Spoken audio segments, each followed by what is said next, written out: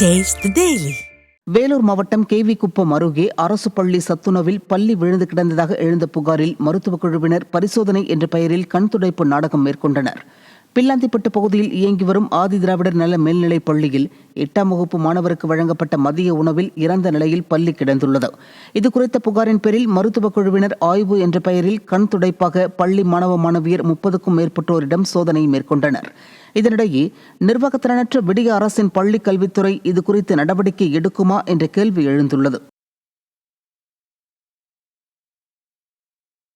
திருவண்ணாமலை மாவட்டம் ஆரணி அருகே காவல் நிலையம் முன்பு பெண்கள் திடீரென தர்ணா போராட்டத்தில் ஈடுபட்டனர். காட்டுக்காநல்லூர் கிராமத்தை சேர்ந்த அரசிலங்குமாரி என்பவருக்கு சொந்தமான 3 சென்ட் மாட்டு கொட்டகையில் அதே கிராமத்தை சேர்ந்த சிலர் குடிசை போட்டுள்ளனர். இதுகுறித்து அரசிலங்குமாரி மற்றும் உறவினர்கள் கேட்டதற்கு அவர்களை தாக்கியதுடன் கொலை மிரட்டல் விடுத்துள்ளனர்.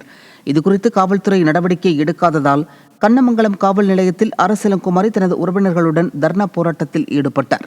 விடியா ஸ்டாலின் ஆட்சியில் காவல்துறை மெத்தனம் காட்டுவதாக பொதுமக்கள் குற்றம் சாட்டினர்.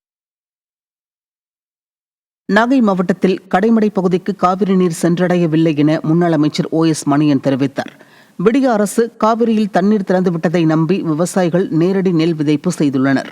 இந்த நிலையில் கடைமடை பகுதியில் மழையுமின்றி காவிரியில் தண்ணீரும் வராமல் விவசாயிகள் கண்ணீர் வடிக்கின்றனர். இதையறிந்து வேதாரண்யத்தில் செய்தியாளர்களிடம் பேசிய முன்னாள் அமைச்சர் OS மணியன், காவிரியில் கூடுதல் தண்ணீர் திறந்து முறை வைக்காமல் 15 நாட்களுக்கு கடைமடை பாசனத்திற்கு சென்றடைய செய்ய விடிய அரசை வலியுறுத்தினார்.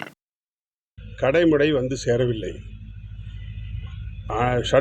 கடைசி ஷட்டரில் அணையில் தண்ணி வந்திருக்க தவிர பாயக்கூடிய அளவுக்கு வாய்க்கால்களில் சென்று பாயக்கூடிய அளவுக்கு தண்ணீர் இல்லை, இறைப்பதற்கும் தண்ணீர் இல்லை. அதனால் இப்பொழுது திறக்கப்படுகிற தண்ணீர் 6500 கனஅடி வெண்ணாற்றில் திறக்கப்படுவதாக கேள்விப்படுகிறோம். இது போதாது. குறைந்தபட்சம் 9000 கனஅடி 10,000 கனஅடி தண்ணீர் திறந்துவிட வேண்டும்.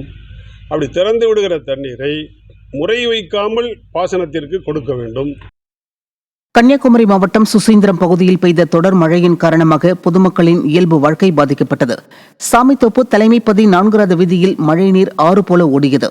இதனால் பொதுமக்கள் மற்றும் வாகன ஓட்டிகள் கடும் சிரமம் அடைந்தனர். ஸ்டாலின் ஆட்சியில் வடிகால் ஓடைகள் ஆக்கிரமிக்கப்பட்டதாலும் அவற்றை சரியாக தூர்வாராததாலும் மழைக்காலங்களில் இதுபோன்ற இடையூறுகள் ஏற்படுவதாக பொதுமக்கள் குற்றம் சாட்டினர்.